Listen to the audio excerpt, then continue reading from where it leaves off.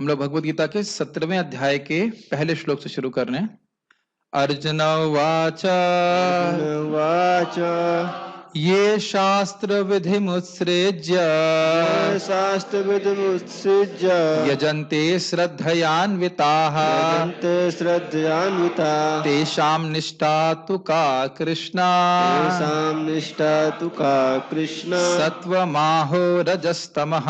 सत्त्वमाहो रजस्तमः। अर्जुन उवाच अर्जुन उवाच ये शास्त्र विधि मुत्सृज्य शास्त्रविदमुत्सृज्य यजन्ते श्रद्धयान्विताः यजन्ते श्रद्धयान्विताः तेषां निष्ठा तु का कृष्ण तेषां निष्ठा तु का कृष्ण सत्त्वमाहो रजस्तमः। सत्त्वमाहो रजस्तमः। अर्जुन उवाच अर्जुन उवाच ये शास्त्र विधि मुत्सृज्य शास्त्रविदमुत्सृज्य यजन्ते श्रद्धयान्विताः यजन्ते श्रद्धयान्विताः तेषां निष्ठा तु का कृष्ण तेषां निष्ठा तु का कृष्ण सत्त्वमाहो रजस्तमः। सत्त्वमाहो रजस्तमः। आवृत्ति कीजिए। अर्जुन उवाच अर्जुन उवाच ये शास्त्रविधिमुत्सृज्य ये शास्त्र विधि मुत्सृज्य यजन्ते श्रद्धयान्विताः यजन्ते श्रद्धयान्विता तेषां निष्ठा तु का कृष्ण तेषां निष्ठा तु का कृष्ण सत्त्वमाहो रजस्तमः। सत्त्वमाहो रजस्तमः। शब्दार्थ देखते हैं। अर्जुन वाचा का अर्थ क्या हुआ? अर्जुन ने कहा। अर्जुन ने क्या कहा? ये मतलब जो लोग, वे लोग, जो लोग शास्त्र विधिम उत्सृज्य, क्या अर्थ हुआ? जो लोग शास्त्र की विधि को त्याग देते हैं। क्योंकि पिछले श्लोक में क्या एंड हुआ था? जो लोग शास्त्र की विधि को त्याग देते हैं ना उनको सुख मिलता है, ना शांति मिलती है, ना परामगति मिलती है। इसलिए तस्मात् शास्त्रम प्रमाणन्ते कार्य कार्य व्यवस्थितौ ज्ञात्वा शास्त्र विधानोक्तम कर्मम कर्तुम इहार्हसि। इसलिए शास्त्र का विधान सुन करके व्यक्ति को ये सीखना चाहिए कि क्या करना है क्या नहीं करना है। अब स्वाभाविक रूप से प्रश्न उठ रहा है कि ये शास्त्र विधि मुत्सृज्य, जो लोग शास्त्र की विधि को छोड़ देते हैं लेकिन यजन करते हैं। ऐसा नहीं है कि वह कोई यज्ञ नहीं करते, पूजा नहीं करते। कहते हैं यजनते श्रद्धयान्वित, श्रद्धा से युक्त होकर के यजन करते हैं, लेकिन शास्त्र की विधि से नहीं करते, शास्त्रीय श्रद्धा से नहीं करते।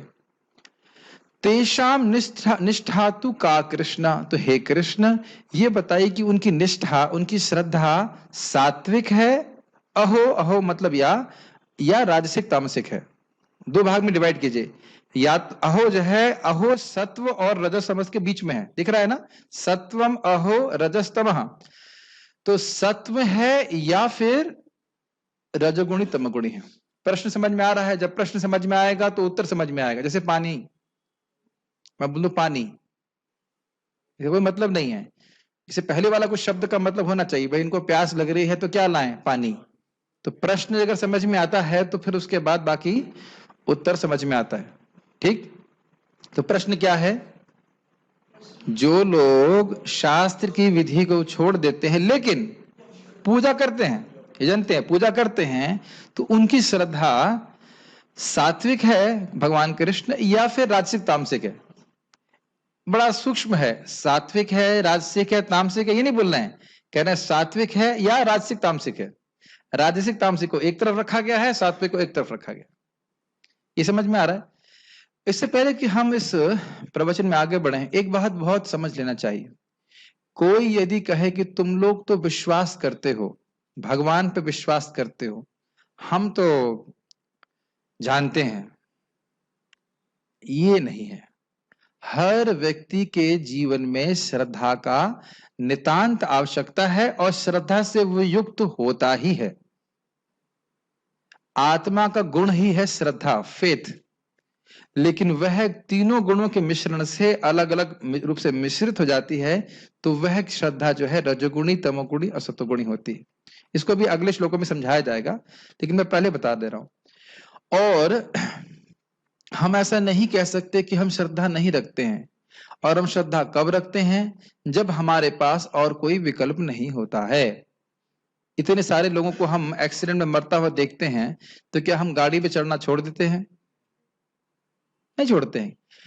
आप जानते हो कि जब WTC बॉम्बिंग, क्या WTC था ना, वर्ल्ड ट्रेड सेंटर, उसकी बॉम्बिंग हुई तो लोगों ने हवाई जहाज पे चलना छोड़ दिया। हमेशा के लिए बंद हो गया हवाई जहाज? नहीं, फिर चालू हुआ। अभी कोरोना के नाते इंडस्ट्री बंद हो गई, ये सब बंद हुआ कुछ समय के लिए, अब फिर चालू हो गया।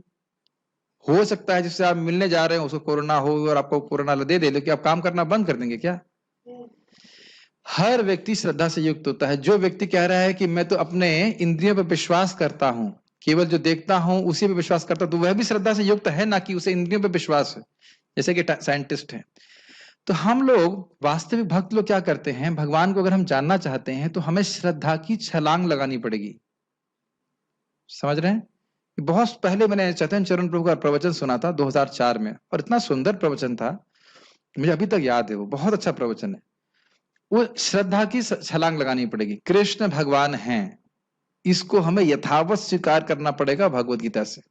इसको हम वेरीफाई नहीं कर सकते अपनी इंद्रियों से। वेरीफाई मतलब सत्यापित नहीं कर सकते हैं। हम भगवत गीता से स्वीकार करते हैं ये सत्य है, लेकिन अभी अपनी व्यक्तिगत इंद्रियों से हम इस बात को हम इसको सत्यापित नहीं कर सकते। तो हम श्रद्धा की छलांग लगाते हैं, लेकिन यह छलांग जो है वह रीजनेबल फेथ है, ब्लाइंड फेथ नहीं है। मेरी बात समझ रहे हैं? जब हम भगवत गीता को स्वीकार कर रहे हैं तो ऐसा नहीं कि किसी ऐरे गहरे नत्थु गहरे की किताब है। उसको महान महान आचार्यों ने स्वीकार किया, श्रीपद रामानुजाचार्य, श्रीपद शंकराचार्य, श्रीपद चैतन्य महाप्रभु, सभी ने स्वीकार किया भगवत गीता। तो ये छलांग लगा रहे हैं, ये छलांग जो है ये रीजनेबल छलांग है। रीजनेबल क्या बोलेंगे, तार्किक तो बोल सकते हैं ना, इसका बेसिस है, यानी कि आंधे तुक्के में हम श्रद्धा लगा रहे हैं। और वस्तुतः शास्त्रीय श्रद्धा ही निर्गुण श्रद्धा होती है। जब आप स्वीकार कर रहे हैं कृष्ण भगवान है, उनको भोग लगा रहे हैं, तो हम निर्गुण अवस्था को प्राप्त कर रहे हैं। बाकी सारी श्रद्धाएं जो है व्यक्ति को इस जगत में रखने वाली है। तो सब श्रद्धा के बारे में समझ में आ रहा ना, फेथ, विश्वास, ये हम पढ़ते हैं। जैसे आज ही मैं देख रहा था कि हम जब करते हुए जा रहा था कि यहाँ गौशाला की एक माता जी धागा लेके तैयार थी किसी पेड़ के किनारे बांधने के लिए, और उस पेड़ से क्या फायदा होगा धागा बांधने का, कौन से शास्त्र में लिखा है हमको नहीं जानते कुछ। जैसे कि कौन सी माँ, संतोषी माता, संतोषी माता का व्रत किए हैं आप लोग? किए हैं, माता जी भी हैं, किया आपने? कौन से शास्त्र में है वो? पता नहीं। ये पिक्चर वालों ने संतोषी माता का व्रत करवा दिया और लोग व्रत करना भी शुरू कर देते हैं। तो आप समझ रहे हैं शास्त्र में वर्णन नहीं है, लेकिन इस प्रकार से लोग व्रत करना शुरू कर देते हैं। और यह श्रद्धा है ना कि हम संतोषी माता का व्रत करेंगे तो हमें लाभ मिलेगा।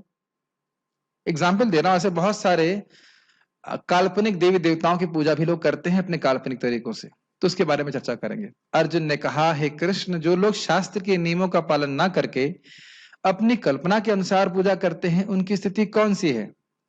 वे सत्वगुणी हैं, रजोगुणी हैं या तमोगुणी? प्रश्न क्लियर है? गीता भूषण टीका। अर्जुन के प्रश्न का उत्तर देते हुए भगवान कृष्ण सत्व, रजो तथा तमोगुण की विभिन्न वस्तुओं का वर्णन भगवत गीता के इस 17वें अध्याय में कर रहे हैं। ना सिर्फ केवल श्रद्धा 3 गुणों से प्रभावित होती है, अपितु सुख, तपस्या, ज्ञान, सब कुछ जो है रजोगुणी, तमोगुणी, सत्वगुणी होता है। तपस्या के बारे में बताएंगे, खाने के बारे में बताएंगे, सब कुछ बताएंगे। बहुत इंटरेस्टिंग चैप्टर है। जो वेदों का अध्ययन करते हैं और शास्त्रों में श्रद्धा के साथ उन वेदों में वर्णित नियमों का पालन करते हैं, तो ऐसे व्यक्ति देवता कहलाते हैं। ये कौन से अध्याय में पढ़ा था हमने? पिछले अध्याय में पढ़ा था ना शायद? नहीं, ठीक है। पिछले अध्याय में पढ़ा था कि जो व्यक्ति नियमों का पालन करता है वह दिव्य कहलाता है, दैवी गुणों से युक्त है। जो वेदों को नहीं मानते हैं और अपनी इच्छा अनुसार कार्य करते हैं, वो वेदों के नियमों को नहीं मानते हैं, तो ऐसे 2 बार क्यों आ रहा है? ओ सॉरी, जो वेद को नहीं मानते हैं और अपनी इच्छा अनुसार करते हैं, वह वेदों के नियमों को नहीं मानते हैं, तो ऐसे लोग असुर कहलाते हैं। मतलब जो कह रहा है कि वेद सब काल्पनिक हैं, तो वेद के नियम को क्यों मानेगा, ये बात बोली जा रही है। वेद नहीं मानते और उसके नियम को नहीं मानते, तो ऐसे लोग असुर कहलाते हैं। ये सब बातें पिछले अध्याय में चर्चा हुई। ऐसा आपने पिछले अध्याय में कहा था। ये टीका की शैली है ताकि लिंक समझ में आए। अब मेरा यह प्रश्न है, मेरा मतलब अर्जुन का, कि उन लोगों की क्या स्थिति है जो दुर्गम वेदों को पढ़ने और समझने के बाद आलस्य या अन्य कारणों से उनके नियमों का पालन नहीं करते हैं। और देवताओं या अन्यों की लौकिक श्रद्धा से पूजा करते हैं। प्रश्न समझ में आया? वेद सुन लिए या भक्ति का उपदेश भी सुन लिया, लेकिन उस उपदेश में कोई श्रद्धा नहीं है। श्रद्धा है अपने मनगढ़ंत देवता की लौकिक श्रद्धा से पूजा करना। लौकिक श्रद्धा का समझना है, एक है शास्त्रीय श्रद्धा जो हम शास्त्र सुन के प्राप्त होता है। जैसे हम भगवान कृष्ण कहते हैं कि मैं सभी चीजों का उत्स हूं, मैं प्रभव हूं। कहां से मालूम चला मुझे? भगवत गीता से। तो यह हो गई शास्त्रीय श्रद्धा। और लौकिक श्रद्धा का उदाहरण मैंने कल दिया था आपको, किसी को याद है? सब भूल गए। भाई पूड़ी खा रहे हैं भगत, और पूड़ी के जो छिलके हैं ऊपर के जो होता है ना हल्का सा, तो वह मत खाइए प्रभु जी। क्यों नहीं खाएं? क्योंकि इससे आंधी तूफान आ जाएगा। ये तो टू मच हो गया है ना। लौकी, सॉरी क्या था, पूड़ी पूड़ी बोला था, लौकी बोल गया। हाँ, पूड़ी के छिलके, ऊपर के छिलके खाएंगे तो आप आंधी तूफान आ जाएगा। बिल्ली रास्ता कट गई तो खराब हो जाएगा। अब ये कौन से शास्त्र में लिखा है? कोई अच्छा मैं कहूं कि भाई वृंदावन में शरीर त्यागने वाला वैकुंठ भगवान के धाम की प्राप्ति करता है, शास्त्र में है, पद्म पुराण में है। दोनों ही चीजों को आप वेरीफाई नहीं कर सकते। जैसे हम लोगों ने पूड़ी के छिलके खाए लेकिन आंधी आई नहीं आई, सारी पूड़ी खा गए लेकिन कोई आंधी नहीं आई। और कदाचित आंधी आ जाए तो फिर व्यक्ति कहेगा हाँ देखो पूड़ी के छिलके खाए थे ना इसलिए आ गए। ऐसा देखते हैं दुनिया में अपना। कभी कभी देखेंगे क्रिकेट के स्टार, वो मैंने सुना ऐसे, वो लाल रंग का रुमाल बाहर निकाल कर छोड़ेंगे थोड़ा सा ताकि इसे चौवा छक्का अच्छा पड़े। बताइए कोई लॉजिक है इसका? सुने ना इस प्रकार के, कुछ नाम याद नहीं आ रहा, उसका व्यक्ति था इस प्रकार का कोई था वो। तो ये सब जो है लौकिक श्रद्धा, इसका कोई आधार नहीं शास्त्र पे। और बहुत सारे उदाहरण आप देख सकते हैं। तो ये कह रहे हैं कि ऐसी लौकिक श्रद्धा से पूजा करता है व्यक्ति। जैसे हमारे भक्त बता रहे थे कि इस देवता की पूजा करो तो हम पास हो जाएंगे। तो ये सब जो है इसका कोई रिलेशनशिप नहीं है। वो देवता आपको पास ही कराने के लिए बैठा है ऐसा नहीं है।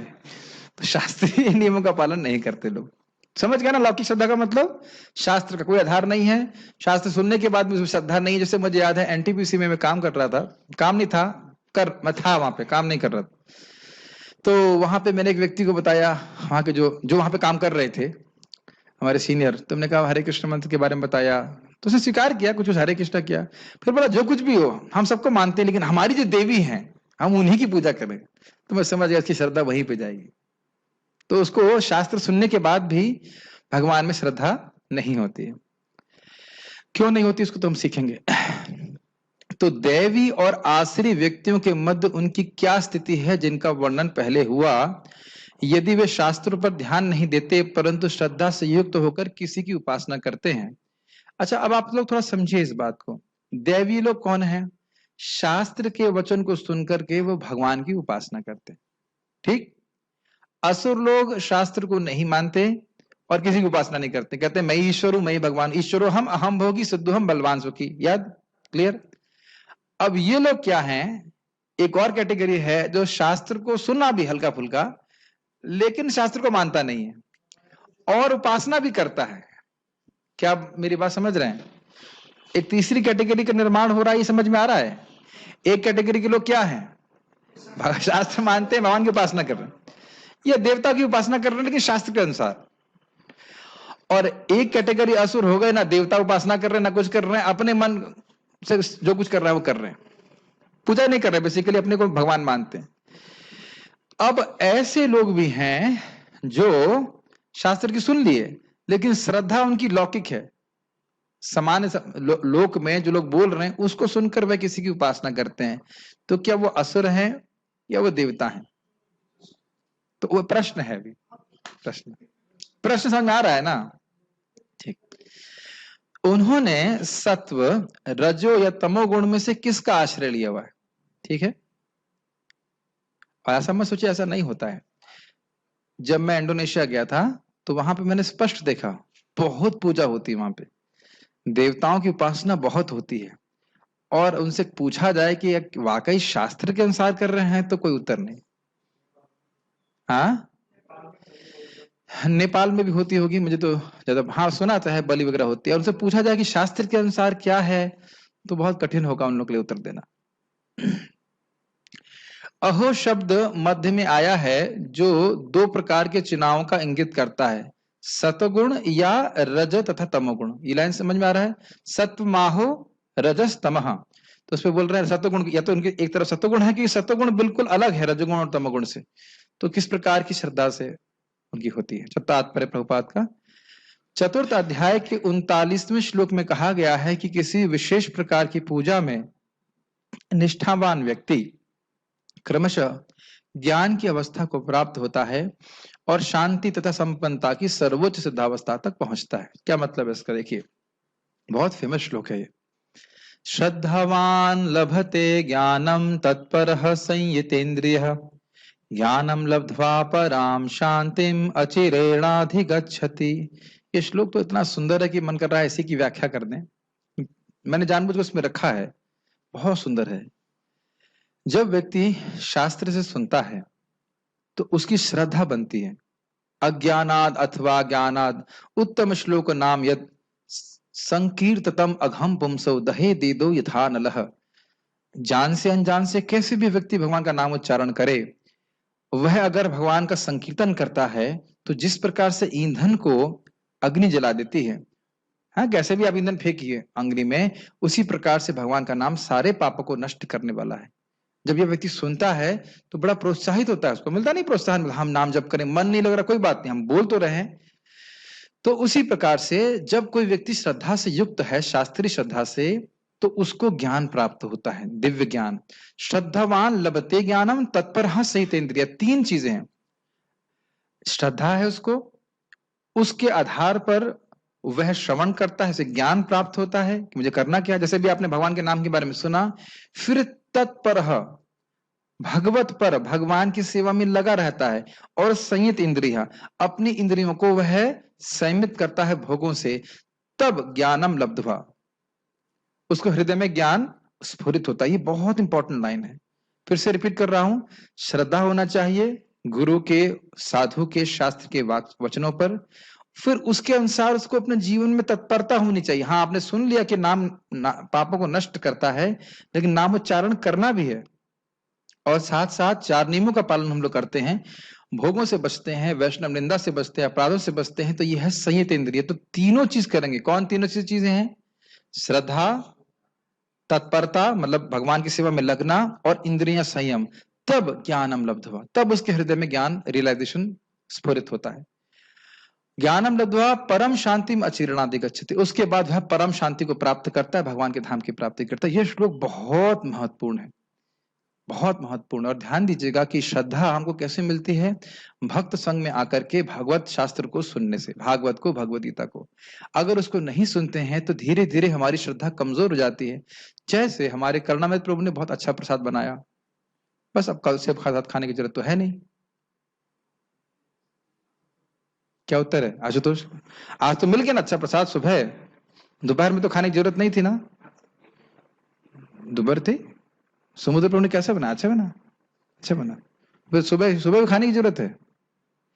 तो खाने के लिए हम 2 टाइम बड़ा ध्यान रखते हैं कि 2 टाइम तो भाई कम से कम खाना ही है, लेकिन और अगर नहीं खाते तो लगता है भाई कोई कमजोरी लग रही है थोड़ा सा। उसी प्रकार से अगर हम सुबह शाम श्रवण नहीं करते हैं तो हमारी श्रद्धा में कुछ कमी आ जाती है। ये मैं आपको डराने के लिए नहीं बोल रहा हूं, खुद महसूस करेंगे। इसीलिए प्रभुपाद जी ने सुबह और शाम श्रद्धा का बढ़ाने के लिए सत्संग दिया है, ताकि हम कृष्ण के बारे में श्रवण करके अपनी श्रद्धा को बढ़ाएं। जैसे डीजल खत्म हो जाता है ना, तो अगर श्रवण नहीं करेंगे, श्रद्धा खत्म हो जाएगी, तो फिर लगेगा अरे हरे कृष्ण तो कर रहा हूं लेकिन कुछ हो नहीं रहा है। इसीलिए प्रभुपाद जी ने सुबह शाम का समय रखा है श्रवण कीर्तन के लिए। समझ रहे मेरी बात? ये बहुत गंभीर है। जो लोग श्रवण कीर्तन ठीक से नहीं करते तो वो स्वयं अनुभव करेंगे कि भक्ति में श्रद्धा कम होती हुई महसूस हो रही।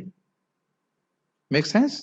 जब तक हमारा ज्ञान नहीं होता है भगवान के बारे में, हमको ये भगवत जो हरि नाम जप है या सुबह उठने की तपस्या, ये सब बड़ी भारी लगेंगी। क्यों कर रहा हूं मैं ये सब?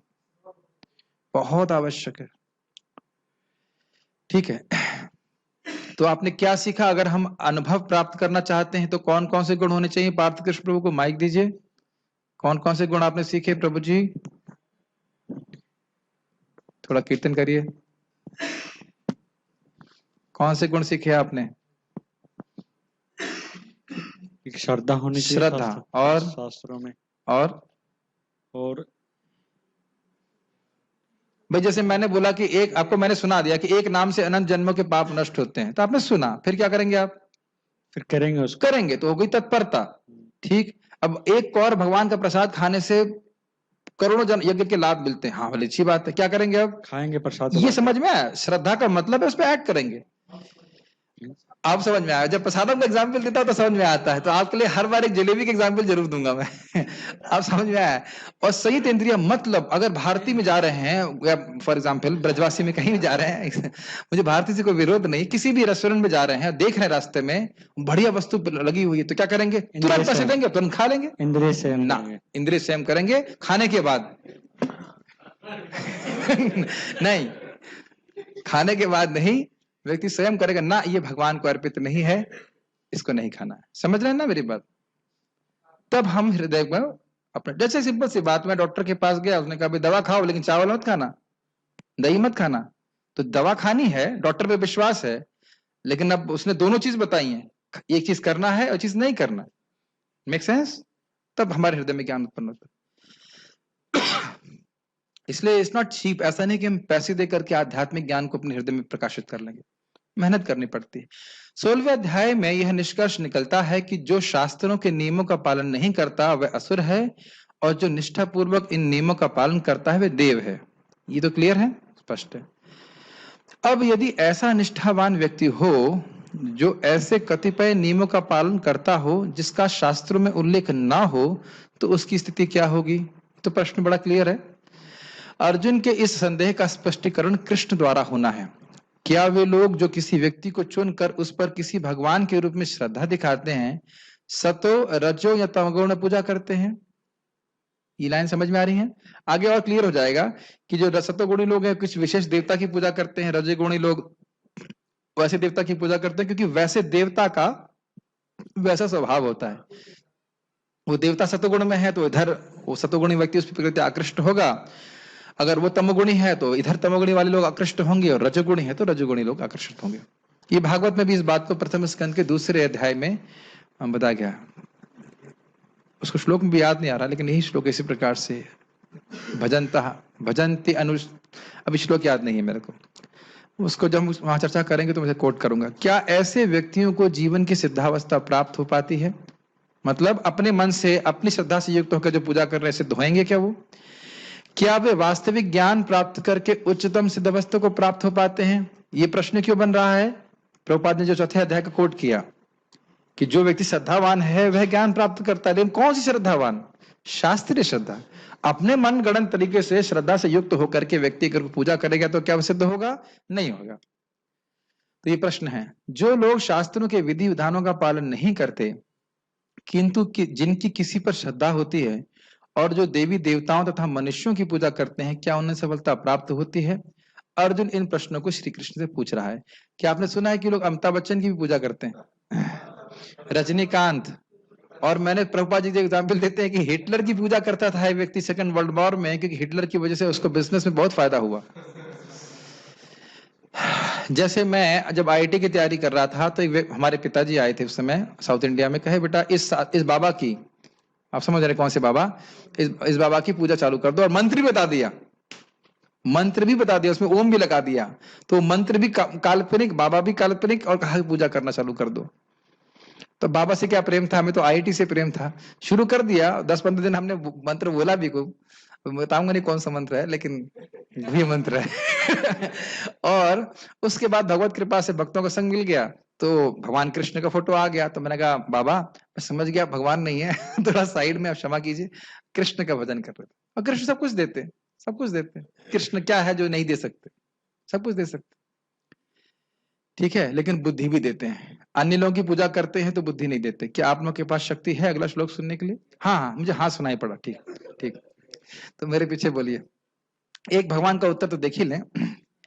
श्री भगवान वाच भगवान वाच त्रिविधा भवति श्रद्धा त्रिविधा भवति श्रद्धा देहिनां सा स्वभावजा देहिनां सा स्वभावजा सात्वकी राजसी चैव सात्विकी राजसी चैव तामसी चेति ताम शृणु।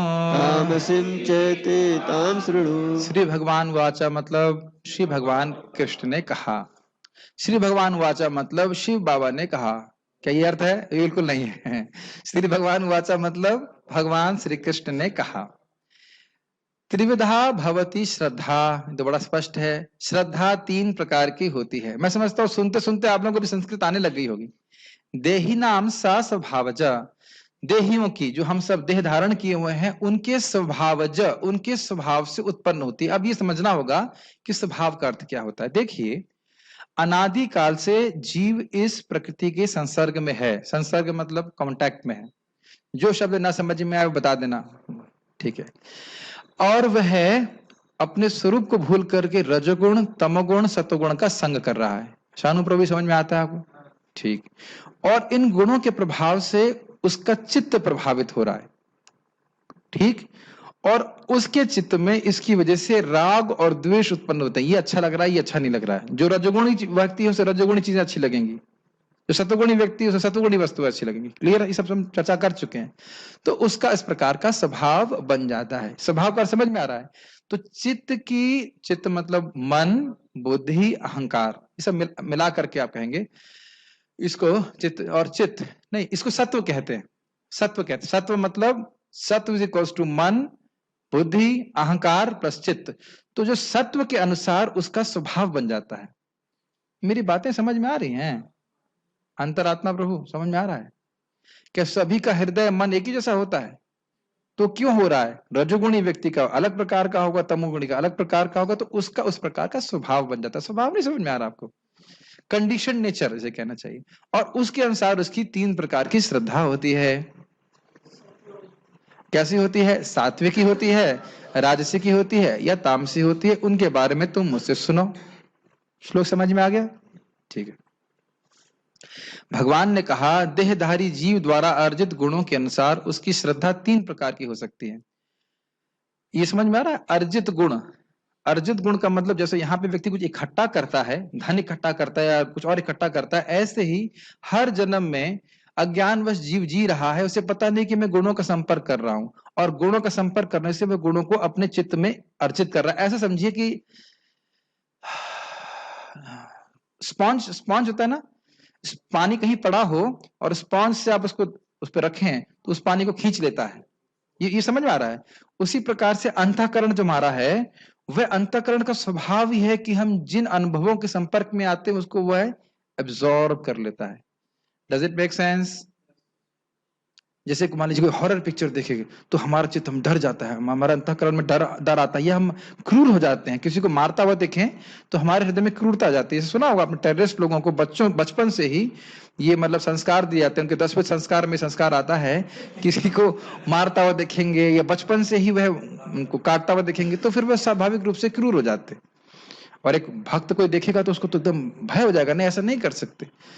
आप समझ रहे हैं? ये बहुत गंभीर चीज है। अंतःकरण, मैं फिर से रिपीट कर रहा हूं, अंतःकरण मतलब मन, बुद्धि, अहंकार और चित्त। इसका स्वभाव भी स्पॉन्ज की तरह है, वो ग्रहण करता है, वो ग्रहण करता जाता है, ग्रहण करता जाता है। नहीं समझ में आई बात? जैसे आप मंगल आरती जा रहे हो तो रोज आप कुछ ना कुछ ग्रहण कर रहे हो, ये संस्कार मन में बन रहा है। गीता सुन रहे हैं तो संस्कार मन में बन रहा है। समझ रहे हैं ना मेरी बात? तो उसके अनुसार उसकी अंतःकरण की अवस्था बन जाती है। अंतःकरण मतलब इंटरनल सेंस, और उसके अनुसार उसकी श्रद्धा होती है। ये विज्ञान समझ में आ रहा है? ठीक है। देहधारी जीव द्वारा अर्जित गुणों के अनुसार उसकी श्रद्धा 3 प्रकार की हो सकती है, सतगुणी, रजोगुणी अथवा तमोगुणी। अब इसके विषय में मुझसे सुनो। गीता भूषण। प्रश्न किए जाने पर भगवान अब उत्तर दे रहे हैं। वह श्रद्धा जिसके कारण व्यक्ति देवता या अन्य जीवों की पूजा करता है और शास्त्र के नियमों का परित्याग आलस्य या क्लेश के कारण कर देता है, तो ऐसी श्रद्धा को पूर्व जन्म के पुण्य और पाप कर्मों के संस्कार के कारण उत्पन्न हुआ जानो। ये लाइन समझ में आ गई पूरा? पहले जन्म में जो जो भी कर्म किए हैं, चाहे पुण्य हो जो पाप है, उसका छाप कहाँ पड़ती है? छाप कहाँ पड़ती है? अंतःकरण में, चित्त में या सत्व में पड़ती है। उसके अनुसार उसका सत्व हो जाता है और उसके अनुसार उसका स्वभाव बन जाता है, घोर स्वभाव या सात्विक स्वभाव, और उस स्वभाव के अनुसार उसकी श्रद्धा होती। क्या ये कुछ कठिनाई है? सब समझ आ रहा है? अरे वाह। और वह इस कारण से शास्त्र के नियमों को सुनने के बाद भी अब कौन करे, इस प्रकार से उसमें उसकी रुचि नहीं होती, और जो जो पूजा करना उसको अच्छा लगता है वैसे वो पूजा करने में उत्साहित रहता है। ठीक। ये क्लेश शब्द यहाँ केवल दुख के अर्थ हो सकता है, के अर्थ में हो सकता है, या यह 5 प्रकार के क्लेशों को भी इंगित कर सकता है। मेरा बहुत मन है इसको व्याख्या करने का। अविद्या, अस्मिता, राग, द्वेष, अभिनिवेश। ये हमने हिंदी क्लास में कभी समझाया नहीं है, इंग्लिश क्लास में समझाया है, तो इसको थोड़ा समझा देना चाहता हूं। देखिए, जीव, जो बद्ध जीव है यहाँ पे, वह अनादिकाल से अविद्या रूपी रोग से ग्रसित है। तो अविद्या के 2 भाग कीजिए, या अज्ञान कह लीजिए, अविद्या अज्ञान के 2 भाग कह लीजिए। एक है अविद्या, और वह क्या करती है, उसका भाग है आवरणात्मिक। क्या नाम है इनका? अजय, क्या बोला मैंने? आवरणात्मिका। सभी लोग बोलिए। किसी आवरणात्मिक का अर्थ यह है कि जैसे, मेरे को अपना वो दीजिए, उत्तरी दे दीजिए पार्थ प्रभु। जैसे अभी आप मेरा स्वरूप देख रहे हैं, या एटलीस्ट मेरा शरीर देख रहे हैं, या मेरा मुंह चेहरा देख रहे हैं। अब अगर कोई ऐसी वस्तु हो जो मेरे मुंह को ढक ले ऐसे, तो ये हो गया मेरे स्वरूप का आवरणात्मिका। ये समझ में आया? इसलिए मैं इतना ड्रामा करके बता रहा हूं ताकि याद रहे। क्या बोला? आवरणात्मिका। फिर से बोलो, आवरणात्मिका। आवरणात्मिका। तो यानी कि यह जो भगवान की शक्ति है, ये जीव के स्वरूप को भुला देती है, उसको उठा लीजिए, कि वह भगवान का दास है, ढक देती है। एक बात। दूसरा, प्रभु जी को वापस कर दीजिए, प्रभु जी का आवरण प्रभु जी को वापस। अब दूसरा ये है कि विक्षेपात्मिक। क्या बोला? क्या बोला? विक्षेपात्मिका। क्या बोला? विक्षेप मतलब जो जीव नहीं है उसमें उसको फेंक देना, वो होता है अस्मिता। अस्मिता का मतलब स्वरूप का टोटल अज्ञान, और यह सोचना कि मैं ये शरीर हूं और शरीर से संबंधित वस्तुएं मेरी हैं। अविद्या का मतलब क्या हुआ? भूल जाना कि मैं कौन हूं, कृष्ण का दास हूं। और अस्मिता क्या हुआ? अस्मिता मतलब मैं ये शरीर हूं। और जब ये भावना आ जाती है तो 2 चीजें उत्पन्न होती हैं, राग और द्वेष। ये मुझे अच्छा लगता है इसलिए करूंगा, और ये नहीं अच्छा लगता उसे नहीं करूंगा। शास्त्र क्या कह रहा है उससे कोई मतलब नहीं। समझ में आ रहा शानू प्रभु? आज दूध पीने से पहले सारे पूछे जाएंगे, जो उत्तर देगा उसको दूध मिलेगा। याद कर लो सब लोग, ठीक है? अब याद हो रहा क्या? अच्छा, नहीं घबराइए मत। और लास्ट है अभिनिवेश। अभिनिवेश का अर्थ होता है एब्जॉर्प्शन। इंद्रिय भोग में पूरी तरह से अभिनिविष्ट होना, अब्जॉर्ब्ड होना, मृत्यु का भय होना कि ये वस्तुएं मेरी भोग की वस्तुएं चली जाएंगी तो क्या होगा। इससे पहले कि हम आगे जाएं, इसको समझ लेना, फिर से रिपीट करूंगा। अविद्या का क्या कार्य है? आवरणात्मिका, ढक लेना, स्वरूप को भुला देना। अस्मिता मतलब ये मैं शरीर हूं, ये मैं हूं, ये शरीर संबंधित वस्तुएं मेरी हैं, ये भावना। और राग और द्वेष क्या? ये अच्छा लग रहा है ये मैं करूंगा, ये नहीं अच्छा लग रहा है मैं नहीं करूंगा। शास्त्र में क्या, उससे कोई मतलब नहीं है। और अभिनिवेश मतलब मृत्यु का भय, शरीर में पूरा एब्जॉर्प्शन। तो इससे क्या, ये क्यों बोला गया है? इन्हें क्लेश कहते हैं, और यह क्लेश जीवों को प्रेरित करते हैं भौतिक कार्य करने के लिए। जब हम अपने को भूले रहेंगे कृष्ण के दास के रूप में, तभी तो भोग में प्रवृत्त होंगे, है ना? तो ये कह रहे हैं कि यहाँ पे जो पहले के किए गए कर्म हैं वह इस प्रकार के क्लेशों को बढ़ाते हैं या उत्पन्न करते हैं, और उसके अनुसार व्यक्ति भौतिक कार्य करता है। Does it make sense? Okay. मुझे पता है कठिन हो रहा है, लेकिन हमारा कर्तव्य है। इसको रिकॉर्डिंग, सॉरी, इसमें रख दीजिए चार्जिंग में। बद्ध जीव जो अनादि प्रकृति के 3 गुणों के संपर्क में अनादि काल से है। अनादि मतलब कब शुरुआत हुआ? करणामृत प्रभु, अनादि मतलब कब, क्या होता है अनादि? You understand? अनादि मतलब शुरुआत से नहीं। अनादि का मतलब क्या होता है? कौन भाई बताएगा? अनंत काल से। हाँ अनंत कह सकते हैं, अनादि मतलब which has no beginning, from beginningless time, Hindi है कोई बात नहीं। तो आप कब कहेंगे, कब कब जीव गिरा इस जगत में? अनादि, you can not track it. वह इस अनुवृत्त संसार में, अनुवृत्त संसार मतलब जो बार बार संसार की सृष्टि हो रही है, फिर प्रलय हो रहा है, सृष्टि हो रही है, प्रलय में अनादि काल से इन गुणों के संस्कारों के कारण जन्म ले रहा है। इन जीव, ये लाइनें समझ में आ रही हैं? हर जन्म में हम सत्वगुण, रजोगुण, तमोगुण का संग करते हैं। उसके अनुसार अगर सत्वगुणी हुए तो देवता बन गए, रजोगुणी हुए तो मनुष्य बन गए, और तमोगुणी हुए तो फिर कहाँ जाएंगे? तमोगुणी वाले कहाँ जाएंगे? नीचे का मतलब कहाँ? First floor, ground floor? हाँ, पशु की। ठीक है। अभी कैसे कैसे प्रश्न करते हैं। एक व्यक्ति ने कहा, प्रभु जी आपने कहा निम्न योनि में जाएंगे तो कुत्ता सबसे निम्न है, लेकिन मैं तो सोचता हूँ कि सुअर सबसे निम्न है। अरे भाई, इसमें कंपैरिजन तो ना करना कि कुत्ता और सुअर। ऐसे प्रश्न भक्त लोग कभी कभी करते हैं। अरे भाई, कुत्ता हो सुअर हो दोनों निम्न है, उसमें कंपेयर करने की जरूरत नहीं कि सुअर श्रेष्ठ है कि कुत्ता श्रेष्ठ है। तो उसमें जाता है और इस प्रकार से ब्रह्मांड में भटक रहा है। ठीक। इन जीवों की श्रद्धा तीन प्रकार की होती है, सतोगुणी, रजोगुणी और तमोगुणी श्रद्धा। क्लियर है ना?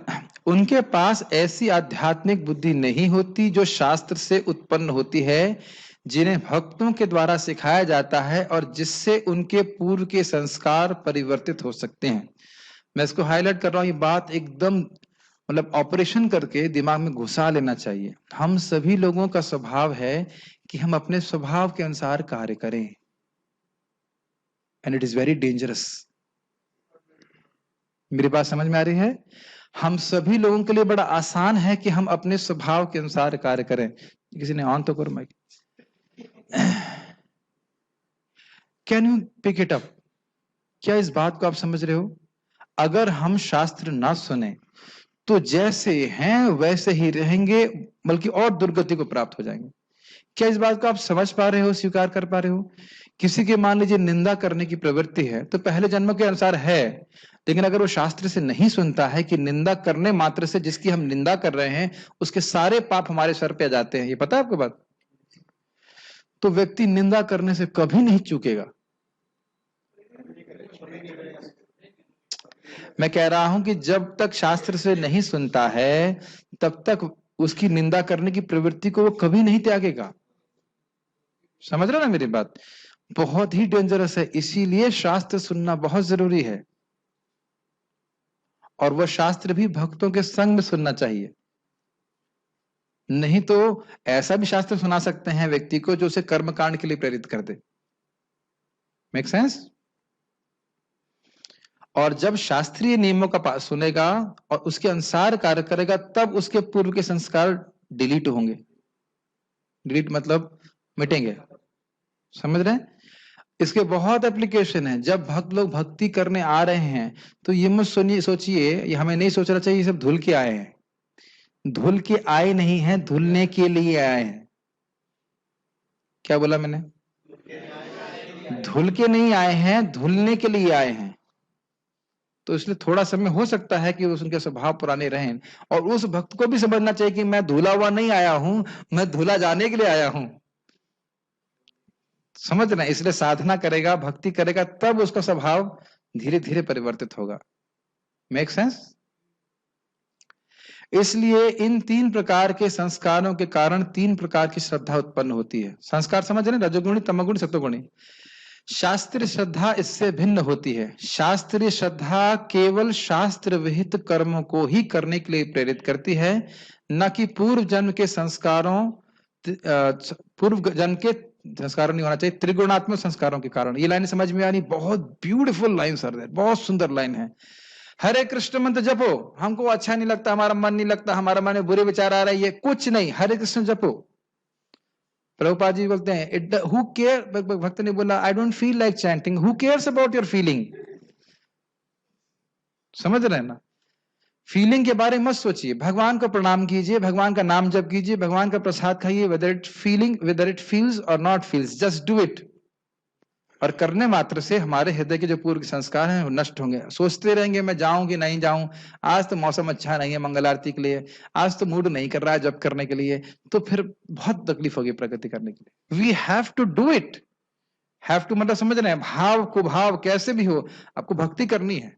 लाइक अ मिलिट्री सिस्टम, जैसे मिलिट्री में लोगों को दौड़ाते हैं, घर में था ना तो दौड़ाते हैं, तो क्या आज आई डोंट फील, आज सर आज मन नहीं कर रहा दौड़ने का, बेटा डबल दौड़ो। सुना है वहां पे, अपने मिलिट्री में नियम होता है कि आप कुछ पूछोगे तो कहते और गन उठा के दौड़ो, डबल दौड़ो, इस प्रकार की बात। तात्पर्य, जो लोग शास्त्रों के विधि विधानों को जानते हैं लेकिन आलस्य या कार्य विमुक्तावश मतलब करना नहीं है, इनका पालन नहीं करते, वे प्रकृति के गुणों द्वारा शासित होते हैं। सुबह उठना चाहिए, नहीं उठेंगे, स्नान करना चाहिए, नहीं करेंगे, प्रसाद खाना चाहिए, नहीं खाएंगे। तो ये सारी चीजें अपने मन मर्जी से काम करने वाले व्यक्ति, वे अपने, जैसे मैं बताता हूं लोगों को, भाई लंबा जीना चाहते हो, हाँ भाई जीना चाहते हैं, तो देखिए महाभारत में लिखा है कलयुग में लोगों की उम्र क्यों कम होती है, तो एक कारण ये है कि वह सूर्य उदय के बाद उठते हैं। अब व्यक्ति को भले यहां नहीं दिखे लेकिन वह शास्त्र की बात पर विश्वास करेगा तो फिर उसको उसकी लंबी उम्र हो जाएगी। Does it make sense? वो सत्य है, भले वो आप समझ नहीं पा रहे हो अभी, तो शास्त्र की बात पर विश्वास करेगा, जीवन परफेक्ट होगा।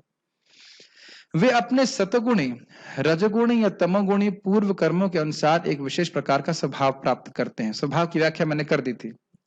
विभिन्न गुणों के साथ जीव की संगति शाश्वत चलती रही है। शाश्वत का मतलब है अनादिकाल से, आप कुछ कह नहीं सकते कब से है। क्योंकि जीव प्रकृति के संसर्ग में रहता है, अतः वह प्रकृति के गुणों के अनुसार ही विभिन्न प्रकार की मनोवृत्तियां अर्जित करता है। ये लाइनें समझ में आ रही हैं? बताया था ना आपको मैंने, अंतःकरण अज्ञान में है, उसे पता तो है नहीं शास्त्र के अनुसार क्या करना चाहिए, तो अब वैसे वो भोलेपन में, एक तरह से इग्नोरेंस में वो कार्य कर रहा है ना, पिक्चर देख रहा है और कुछ खा रहा है, पी रहा है, सूंघ रहा है, चिक चख रहा है, और सबका संस्कार मन में पड़ रहा है, और फिर उसे मालूम ही नहीं चलता कि अरे ये तो मुझे करना अच्छा लगने लग गया। Make sense? जैसे देखिए मृगारी वाली बात, जो गर्दन को, सॉरी हिरन के गर्दन को आधा काटता था, जन्म हुआ, बचपन से देख रहा है पिताजी ऐसे काट रहे हैं, और करते करते यह स्थिति आ गई तो कहता है कि जब वह तड़पड़ाता है तो मुझे बड़ा अच्छा लगता है। तो देख रहे हैं किस प्रकार से अंतःकरण में रजोगुणी और तमोगुणी, हाउ टू से, इंप्रेशंस के कारण वैसा वैसा घोर स्वभाव हो गया। नहीं समझ में आई बात? ये चूंकि जीव प्रकृति के संसर्ग में रहता है, हाँ मनोवृत्तियां अर्जित कर रहा है, तो इसलिए जिस प्रकार से हम लोग गलत मनोवृत्तियां अर्जित करते हैं अज्ञान में, तो अगर जानबूझ करके भक्तों के संग में हम सुनते हैं तो हम अच्छी मनोवृत्तियां भी अर्जित कर सकते हैं। जैसे आपने पिछले अध्याय को सुना तो यही इच्छा हुई कि मैं बहुत बड़ा असुर बनूंगा, है ना? यही इच्छा हुई आपकी सचिन? इस जीवन में टॉप असुर नहीं बन पाया, थर्ड पोजीशन पे रह जाऊंगा, ऐसे सोचते हैं हम। बल्कि क्या मन में आया ना, आसुरी वृत्तियों को हमें अपने जीवन से हटाना है और दैवीय गुण लेके आना। यही हुआ ना, जब शास्त्र सुनते हैं तो इस प्रकार का प्रभाव हुआ कि नहीं हुआ? यही बात बोल रहे हैं कि व्यक्ति शास्त्र सुनकर समझ लेता है उसे कैसे कैसे संस्कार मन में डालने चाहिए। लेकिन यदि कोई प्रामाणिक गुरु की संगति करता है तो उसकी यह मनोवृत्ति बदल सकती है। समझ गए? कितना भी घोर संस्कारों वाला व्यक्ति हो, भागवत बोलती है पूरे विश्व से द्रोह करने वाला व्यक्ति भी क्यों ना हो, अगर भगवान की भक्ति करता है तो पूरी तरह से शुद्ध हो सकता है। लेकिन प्रामाणिक गुरु की संगति करने का केवल ये अर्थ नहीं है कि गुरु जी के चरण छू लिए, उनका दर्शन कर लिया, बस। अभी महाराज से सुन रहा था कि कोई भी साधु या वैष्णव अपने वचनों से उद्धार करता है, वचनों के द्वारा बता सकता है कि भाई कैसे भजन करो, कैसे भक्ति करो, अपना उद्धार किस प्रकार से कर सकते हो सकता है कि उसके दर्शन से भी लाभ हो सकता नहीं, होता ही है, लेकिन जितना लाभ वचन से होता है उतना लाभ दर्शन से नहीं हो पाता है। इसीलिए दर्शन बहुत आवश्यक, मैं कुछ सोच के बोल रहा हूं, दर्शन बहुत आवश्यक है। दर्शन का मतलब फिलॉसफी भी होता है, समझ रहे हैं? नहीं समझ रहे हैं? दर्शन मीन्स फिलॉसफी। तो जो साधु कोई दर्शन दे रहा है आपको, मतलब ये शब्दों का थोड़ा अलग तरह से इस्तेमाल कर रहा हूं, आपको दर्शन दे रहा, जैसे मैं आपको दर्शन दे रहा हूं कि नहीं, अभी भगवत गीता का दर्शन प्रस्तुत कर रहा हूं कि नहीं, तो वह दर्शन ग्रहण करने के लिए व्यक्ति को बहुत उत्सुक होना चाहिए। दर्शन लेने जा रहे हैं मतलब कुछ कथा सुनने जा रहे हैं, तो उसकी यह मनोवृत्ति बदल सकती है। वह क्रमशः अपनी स्थिति तमोगुण से सतोगुण या रजोगुण से सतोगुण में परिवर्तित कर सकता है। जैसे कि आप मृगारी के बारे में जानते हो, और नारद मुनि के संग के दौरान नारद मुनि ने कहा कि देखो तुम इतना घोर कर्म कर रहे हो, तुम्हें नरक भोगना पड़ेगा। ऐसे ही नारद जी प्राचीन वरिष्ठ को भी, जो बहुत बड़े राजा थे और रजोगुण के प्रभाव में बहुत बड़े यज्ञ कर रहे थे, उनको भी यही बोला कि तुम इतने बड़े बड़े यज्ञ कर रहे हो, देखो वो तुमको ये जो जानवर है, तुम वेट कर रहे, तुम मरोगे, तुमको फाड़ने के लिए रेडी है कि नहीं? तो वहां पे भी वह एक रजोगुणी व्यक्ति भी सत्वगुणी हो सकता है और तमोगुणी भी सत्वगुणी हो सकता है अगर भगवत भक्तों का संग प्राप्त हो। कहने का तात्पर्य यह है कि प्रकृति के किसी गुण विशेष में अंधविश्वास करने से ही व्यक्ति सिद्धि प्राप्त नहीं कर सकता। अंधविश्वास का अर्थ क्या है? विश्वास जब शास्त्र के अनुसार होता है तो शास्त्रीय श्रद्धा होती है, और अपने मन से विश्वास कर रहा है, कोई शास्त्र का विश्वास नहीं, शास्त्र का आधार नहीं है, और अपने मन गढ़ंत तरह से श्रद्धा कर रहा है, तो यह अंधविश्वास कहलाता है। समझ में अंधविश्वास क्या होता है? क्या हम लोग जब कृष्ण को स्वीकार कर रहे थे अंधविश्वास है? शास्त्रीय विश्वास है। यस, उसे प्रामाणिक गुरु की संगति में रहकर बुद्धिपूर्वक बातों पर विचार करना होता है, तभी वह उच्चतर गुण की स्थिति को प्राप्त हो सकता है। बहुत इंटरेस्टिंग है, बहुत इंटरेस्टिंग है कि अगर डॉक्टर दवा दे रहा है तो समझे व्यक्ति की कौन सी दवा किस उपयोग में आ रही है, मेरी बीमारी क्या है, मुझे क्यों बीमारी बढ़ी, इसका ज्ञान एक क्या कहेंगे, पेशेंट को क्या बोलेंगे हिंदी में, रोगी को भी होना चाहिए। पूछता है और फिर वो ठीक ठीक प्रकार से दवा ले सकता है। कोई प्रश्न है किसी बात का तो हम ले सकते हैं। 4-5 हजार प्रश्न। अच्छा, क्या कह रहे हैं?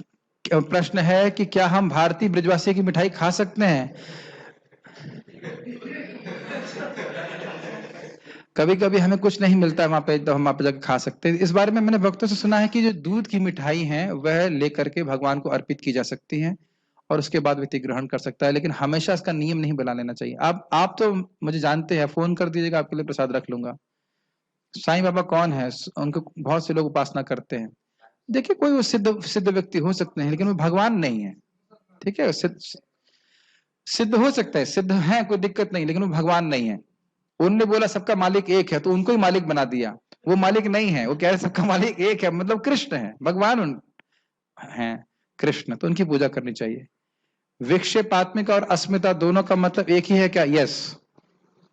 कि मैं शरीर हूं? यस।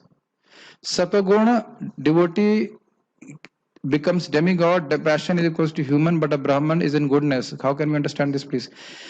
देखिए, प्रश्न यह है कि जो व्यक्ति सतोगुण में है वह देवताओं के लोक में जाता है, और एक ब्राह्मण सतोगुण में होता है, तो इसमें प्रश्न क्या है? पता नहीं प्रश्न क्या है।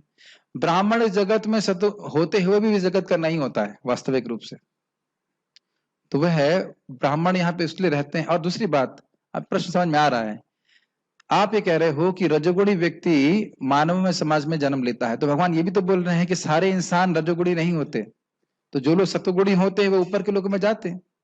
इसमें क्या मुश्किल है? शास्त्र के अनुसार अपने पूर्व जन्म के कर्मों के अनुसार हमें सुख दुख मिल रहे हैं। 3 गुणों के अनुसार हमारी श्रद्धा समुद्र की लहरों की तरफ चलती रहती है। हमारा क्या होगा? आपका तो ये होगा कि कुछ कहा नहीं जा सकता। आपको बोल रहे हैं सुबह आइए जब करने के लिए, तो आते नहीं है, तो कैसे ऊपर उठेंगे? प्रश्न करने से क्या मन काम चलेगा, बताइए, है कि नहीं? अब मैं डॉक्टर के, आज मेरे को सिर्फ खांसी हो रही, दर्द हो रहा था, डॉक्टर साहब यहाँ दर्द हो रहा है, साहब यहाँ भी दर्द हो रहा है, उधर दर्द हो रहा है, हाँ फिर हाँ ये 5 दवा ले लीजिए, नहीं यहाँ दर्द हो रहा है, वहां दर्द हो रहा है। अरे तो ये बोलने से क्या चलेगा? जो डॉक्टर पर्चा लिखा है उसे खाना पड़ेगा ना। तो ये प्रश्न करने का मतलब ही क्या हुआ जब हम उठना नहीं चाहते? अब आपने प्रश्न किया है तो हम बोल ही दे रहे हैं। मैंने इनको बोला कि सुबह उठो, प्रभु जी रजोगुण की वजह से नहीं उठ सकता। तो फिलॉसफी का उपयोग भक्ति करने के लिए होता है, भक्ति नहीं करने के लिए नहीं होता है कि नहीं? अरे भाई हम समझ रहे ना। अब जैसे मेरे डॉक्टर ने बोला कि ये दवा देखो ऐसे खानी है, और ये दवा, इन दोनों दवा के बीच में 15 मिनट का गैप है, और आपको ये दवा 7 बजे खानी है और ये दवा आपको रात में खानी। तो मैं पर्चा देख देख कर खा रहा हूं क्योंकि मुझे ठीक होना है, और जब मैं ले रहा हूं तो मैं देख रहा हूं भाई यहाँ दर्द कम हो रहा है या कुछ कम हो रहा है, तो मुझे श्रद्धा बन रही। Does it make sense? ये मजाक की बात नहीं है कि हम लोग कहें हम रजोगुण में हैं, हम तमोगुण में हैं, पतित हैं। प्रभुपाद से किसी ने पूछा, बोला प्रभुपाद मैं बहुत पतित हूं, तो प्रभुपाद ने कहा if you actually think you are fallen, why don't you do something about it? अगर आप वाकई सोच रहे हैं कि आप पतित हैं, तो आप उसके बारे में कुछ करते क्यों नहीं? तो ये प्रश्न का उत्तर बड़ा स्पष्ट है। सुबह उठिए, 5 बजे तक कोई भी उठ सकता है, 5 बजे उठे, 5:30 बजे प्रभु जी अकेले हैं, अकेले जब करने का मन नहीं करता तो जूम है, प्रभु जी करते रहेंगे तो कैसे काम चलेगा? प्रयास करना पड़ेगा ना। ये प्रश्न मुझे अच्छा नहीं लगा। प्रश्न तो अच्छा है, लेकिन इस पे उत्तर आप जानते हो, भगवान का नाम जप करिए अच्छे से उठ करके। हम मनुष्य भगवान के आंशिक रूप हैं? नहीं, सभी जीव भगवान के अंश हैं, केवल मनुष्य नहीं। ओके, यहाँ प्रश्न समाप्त है। और कोई प्रश्न है? यस प्रभु जी, आपने कहा कि सूर्योदय के बाद उठने से उम्र कम होती है। मैंने हाँ कहा, महाभारत में लिखा है। मतलब यस, ये उम्र पहले से अगर हम सूर्योदय से पहले मतलब चेंज हो जाएगी क्या? देखिए पॉइंट क्या है कि जब इस जगत में, जैसे ये प्रश्न समझ में आ रहा है कि अगर उम्र पहले से डिसाइडेड है तो फिर सूर्योदय उठने से पहले उठने की क्या जरूरत है ना? समझ रहा, बुद्धिमान है आप। कितने दिन प्रसाद खाया आपने? 5 दिन खाया है ना? बुद्धि आ गई है। लेकिन ध्यान दीजिए, इस जन्म में हम जो कार्य कर रहे हैं, ये तो छोड़ दीजिए सूर्योदय की बात, अगर किसी महान व्यक्ति का अपराध हो गया तो आयु कम हो जाती है। उसमें और भी पॉइंट लिखे हैं, स्त्रियों का अपमान कर दिया तो आयु कम हो जाएगी। आपको पता है ना, क्या नाम था उनका, दुशासन ने किसका, द्रौपदी का जैसे ही उसने पतिव्रता स्त्री की बाल स्पर्श किए, बस वहीं से सबकी आयु समाप्त हो गई। तो ऐसा नहीं, सब बहुत डायनेमिक चीजें हैं। अगर इस जीवन में हमने बहुत बड़ा अपराध कर दिया किसी भक्त के प्रति तो सब कुछ खत्म हो जाता है। यहां तक कि लिखा है कि जो जीवन मुक्त है, अगर उसने भगवान का भक्तों का अपराध कर दिया तो फिर बंधन में गिर जाता है भगवान की अचिंत्य शक्ति से। तो इसलिए सतर्क रहना चाहिए। ये नहीं कि हमारा सब कुछ फिक्स है तो हम सब कुछ वैसे ही करेंगे। मतलब कि कौन और इसका उल्टा भी हो सकता है, अगर भगवान की भक्ति कर रहा है तो अगर कम जीना है तो वो ज्यादा भी जिएगा। और ये सच्ची घटना बताओ ना, कितना सच है मुझे पता नहीं। मैं इंडोनेशिया जाने वाला था और हमारे यहाँ पे एक बहुत बड़े एस्ट्रोलॉजर थे, तो उन्होंने कहा कि मेरे एक भाई हैं, उनका थोड़ा मतलब मटेरियली खराब चल रहा है सब कुछ। तो मैंने उनको दिखाया तो कहने ये तो 3 दिन में मर जाएगा। और पता नहीं मेरे को जल्दीबाजी में मैंने उनको बता भी दिया कि आप 3 दिन में मर जाओगे। और बताओ, एकदम घबरा गए, क्योंकि तो मेरे पे विश्वास था कि मैं डिवोटी हूँ, पर एस्ट्रोलॉजर तो उन्हें हरे कृष्ण मंत्र बढ़ा दिया। अभी मेरी कल उनसे बात हुई थी, कल का मतलब कुछ दिन पहले, मतलब नहीं मरे वो। समझ रहे ना मेरी बात? उसने बिल्कुल कॉन्फिडेंस से बोला या तो 3 दिन में तो 1 महीने में जरूर मर जाएगा। लेकिन अभी कुछ 15 दिन पहले ने कहा था ठीक हो, हमने कहा आप भी ठीक है। समझ रहे? तो यानी कि भगवान का नाम सारे कर्म को बदलता है। इसके लिए प्रमाण है 7:135 नैवम विधा पुरुषकार उरुक्रमस्य पुंसा। बहुत सुंदर, जित षड गुणा नाम। एक बार भी कोई व्यक्ति भगवान का नाम उच्चारण करता है, हरे कृष्णा कृष्णा कृष्णा हरे हरे, हरे राम राम राम हरे हरे, तो तुरंत उसका सूक्ष्म शरीर चेंज हो जाता है। स्पष्ट लिखा है, आप लोग प्लीज नोट कर लीजिए। 7.1.35 7:135 7:1:35 7:1:35 कौन सा है? इसको पढ़िएगा आज, उसको पढ़े बिना सोइएगा मत। इतना सुंदर तात्पर्य है। सक्र एक बार भी नाम बोलता है तो अगर वो चांडाल भी क्यों ना हो, कर्म बंधन से मुक्त हो जाता है। तो भगवान के नाम में कितनी श्रद्धा होती। तो कहेंगे हमें तो नहीं दिखता, हमें तो लगता है वही चंडाल है। तो कहते हैं ना, शास्त्रीय श्रद्धा पे स्वीकार करना पड़ेगा, क्योंकि उसका सूक्ष्म शरीर चेंज हो गया है, इसलिए वो दोबारा जन्म नहीं लेगा। और कदाचित जन्म लेगा तो किसके आधार पे लेगा? भगवत अनुकंपा के अनुसार। याद, इसे पढ़ा चुका हूं ना कि अगर भक्त को जन्म भी लेना पड़ता तो कर्मानुसार नहीं, इसलिए ताकि भक्ति के फल और फूल प्रकट हो जाए, उसका फल अनुभव कर सके, इसलिए नहीं कि वो कर्मानुसार करता है। तो इसलिए बहुत महत्वपूर्ण है भगवान का नाम जप करना। ठीक है? Everything is dynamic. Our past has become our present and our present will become our future. आप आपने अभी तो सुना, जब भक्तों के संग में आकर हम शास्त्रीय श्रद्धा से युक्त होते हैं, भगवान के नियमों का पालन करते हैं, तो हम अपने पूर्व के सारे कर्मों को ध्वस्त कर सकते हैं। लेकिन ये तभी होगा जब हम भगवान की भक्ति करते। उम्र क्यों बढ़ाएं? भौतिक जगत दुख का घर है, उम्र क्यों बढ़ाएं? उम्र बढ़ाने की बात इसलिए करते हैं, हम प्रचार के लिए आपको व्यक्ति को वो बोलना पड़ता है जो वो सुनना चाहता है। अगर मैं किसी को बोलूं कि भाई हरे कृष्ण मंत्र को तुम्हें आत्म साक्षात्कार प्राप्त होगा, वो समझ में नहीं आएगा। उसे बोले तुम्हारा मन शांत होगा, हाँ मन तो शांत होता है। तो हर व्यक्ति को उसके अनुसार बात करनी पड़ती है। ठीक है ना? ये बात सही है, लेकिन दोनों बातें हैं। अगर लंबी उम्र होती है तो भजन करने का मौका अधिक मिल रहा है। अजामिल के केस में 28 साल में मर जाना चाहिए था, 100 साल उसको बोली। हाँ, एक्चुअली वहां उल्टा लिखा हुआ, लिखा 100 साल उम्र थी लेकिन पाप की वजह से कम हो गई, और नाम उच्चारण किया तो फिर पूरी मिल गई। अब पता नहीं कितना सत्य है। मेरी माता जी अभी जो आपके सामने हैं, इनको 17 साल पहले मर जाना चाहिए था। क्यों भाई, गलत तो नहीं बोल रहा हूं ना? आपकी कुंडली में लिखा है ना इस प्रकार से, और अभी कैसे चल रही है। तो ये एक व्यक्ति के संग होता हुआ नहीं देख रहा हूं मैं, बहुत सारे भक्तों के संग देख रहा हूं कि जिनके जीवन से बहुत बड़ा जो कष्ट आना था वो सब टल जाता है। भगवान की भक्ति करने से सब हो जाता है। उसको स्पष्ट लिखा हुआ है, कर्माणि निर्दहति किंतु च भक्ति भाजाम। जो भक्ति से भावना से भजन करता है, भगवान बिना कहे उसके जीवन से बहुत सारे कर्म नष्ट कर देते, सारे कर्म नष्ट कर देते। थोड़ा सा और बोलना चाहता हूं, देखिए वह कर्म नष्ट नहीं करते हैं जो उसकी भक्ति के लिए अच्छा हो। इसलिए कुछ समय के लिए शरीर रहता है, तो वो सुख के रूप में भी आ सकता है और दुख के रूप में आ सकता है, लेकिन वह दोनों चीज कृष्ण की कृपा है। और कोई प्रश्न है? 7:1:35। हाँ, और कोई प्रश्न है? यस। हरे कृष्णा, अगर किसी एक चीज रुक जाए, कल किसी ने प्रश्न किया था कि अश्वत्थामा जिंदा है क्या? कोई रेलेवेंस नहीं है, लेकिन रेलेवेंस है।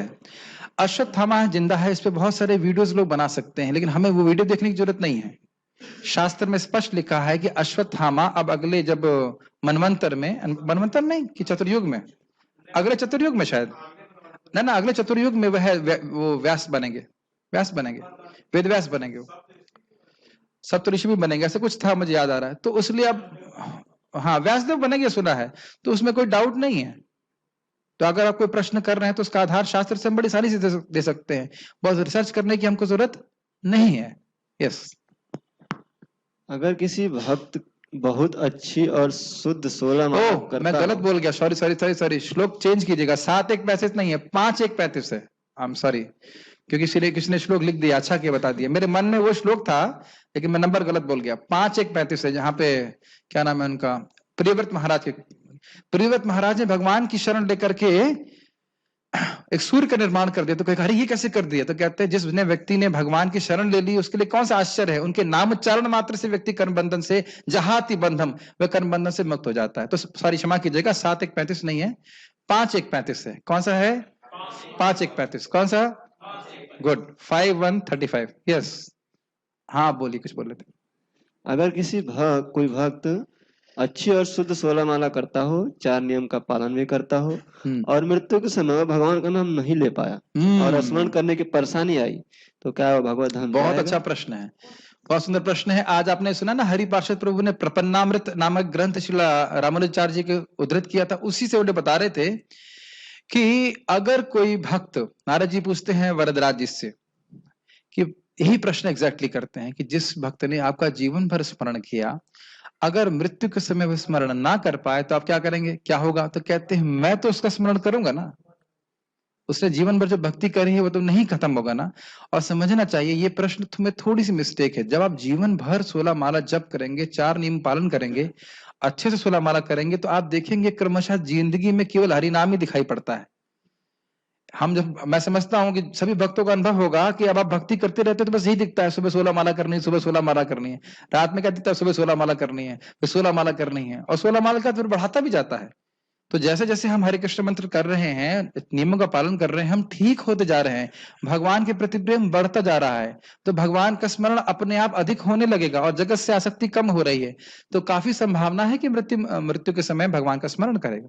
और प्रभुपाद जी इसको 6ठे स्कंद के 2 अध्याय के आखिरी परपट में, लास्ट में लिखते हैं, एकदम आखिरी परपट में, जो सप्लीमेंट्री नोट है, कि यद्यपि मृत्यु के समय कोई स्पष्ट उच्चारण ना भी कर पाए, फिर भी जो जीवन भर उसने हरे कृष्णा कृष्णा कृष्णा हरे हरे, हरे राम राम राम हरे हरे किया है, उसका लाभ होगा। जैसे कोई व्यक्ति जीवन में बहुत पाप किया हो तो वो सारे पापों का काउंट उसका मृत्यु के समय नहीं होगा क्या?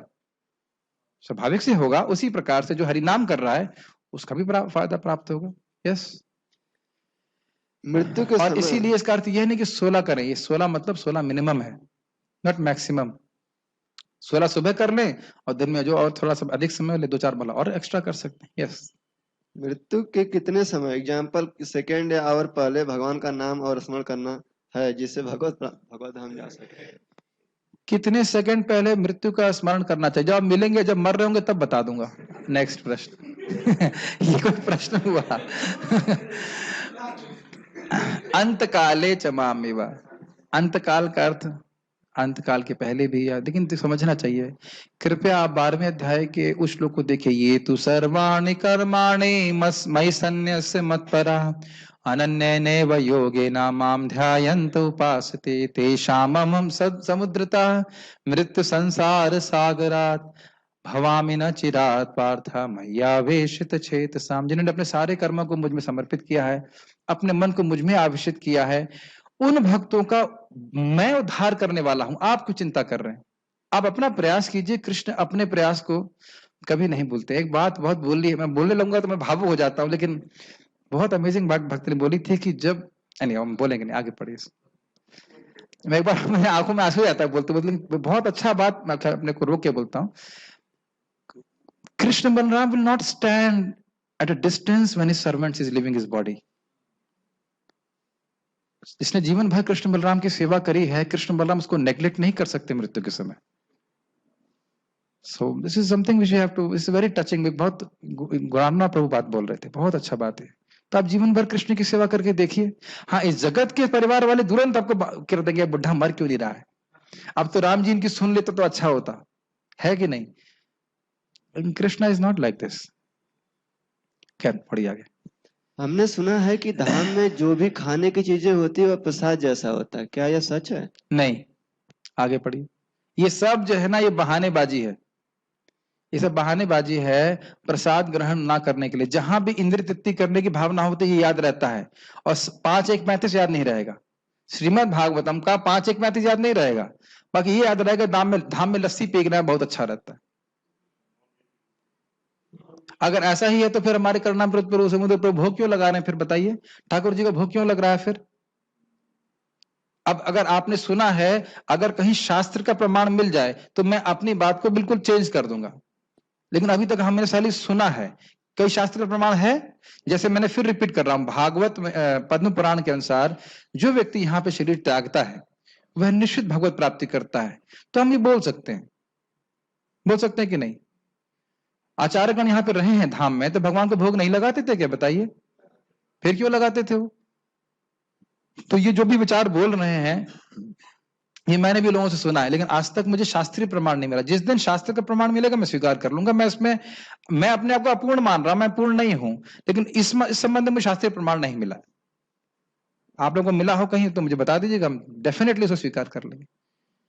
मतलब I don't know, I have not heard, और प्रभुपाद जी ने ऐसा नहीं कहा, तो इसलिए हम उसको स्वीकार नहीं कर सकते। कुछ और कहना चाहते हैं? अगला क्वेश्चन। प्रभु जी कृपया बताइए, असफल भक्त मरने के तुरंत बाद कहाँ जाते हैं? हाँ, ये अच्छा प्रश्न है। असफल भक्त मतलब जो दो प्रकार के असफल, एक जो अपनी भक्ति को पूर्ण नहीं कर पाए, और दूसरा जो भक्ति से च्युत हो गए और भोगों में गिर गए। तो भगवत गीता में 6वें अध्याय में स्पष्ट लिखा है कि जो व्यक्ति भोग में गिर जाता है उसे क्या होता है? स्वर्ग की प्राप्ति होती। उसके बाद स्वर्ग में जब तक वो इच्छा करता है तब तक भोगने के बाद फिर वह शुचिनाम श्रीमताम गेहे योग भ्रष्टो विजायते। शुचिनाम मतलब ब्राह्मण के यहाँ, श्रीमताम मतलब धनवान के यहाँ। इस प्रकार से व्यक्ति जन्म लेता है और फिर भक्ति शुरू करता है। घर का तो कष्ट होगा, और क्या, घर में थोड़ा एसी लग जाएगा। और अगर कोई योगी असफल हो जाता है, मतलब देह पतन हो गया, उसका पतन नहीं हुआ, भक्ति कंप्लीट नहीं कर पाया, तो फिर वह अगले जन्म में भक्तों का जन्म लेगा, सीधे डायरेक्ट। उसमें बोलते हैं अथवा योगी नाम एवं जन्म में, श्लोक भूल रहा हूं, बहुत योगियों के यहाँ, भक्तों के यहाँ जन्म लेगा और वहां से भक्ति शुरू करेगा।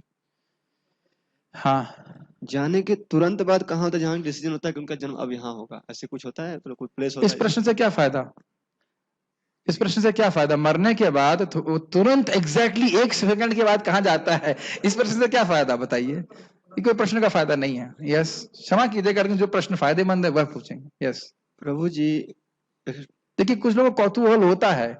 अब मान लीजिए मैं पूछूं कि भाई जैसे श्वेत द्वीप में कितनी गैया हैं और वो कितना दूध देती हैं, उसका कोई मतलब नहीं है। तुम जा जाके देख लेना, वहां तो इतना दूध देती हैं कि पूरा द्वीप ही सफेद हो गया है। तो ये कौतूहल कोई दिक्कत नहीं है। यस, फिर भी प्रश्न करते रहना चाहिए, कोई दिक्कत नहीं। और कोई प्रश्न है? इस्कॉन के लोग, कुछ लोग व्हाइट पहनते हैं, कुछ लोग ऑरेंज पहनते हैं। इसका कुछ लोग व्हाइट पहनते हैं, कुछ लोग सैफरन पहनते हैं। जो व्हाइट पहनते हैं वो कम सौभाग्यशाली हैं, जो सैफरन पहनते हैं वो बहुत सौभाग्यशाली हैं, घर परिवार से दूर रहते हैं और भजन करते हैं। वैसे ये मजाक वाला उत्तर है, दोनों ही सौभाग्यशाली हैं। लाल कपड़ा मतलब मैं माया से संघर्ष कर रहा हूं, मुझे डिस्टर्ब मत करो, समझ रहे हैं? मतलब भगवान की भक्ति करने के लिए है, और वो शादी नहीं करते। ऐसे लोग कभी कभी ऐसा पूछते हैं, ये लाल कपड़े वाले शादी नहीं करते? ऐसा तो प्रश्न करते हैं, उनको पता ही नहीं कि ये विरक्ति का सूचक है।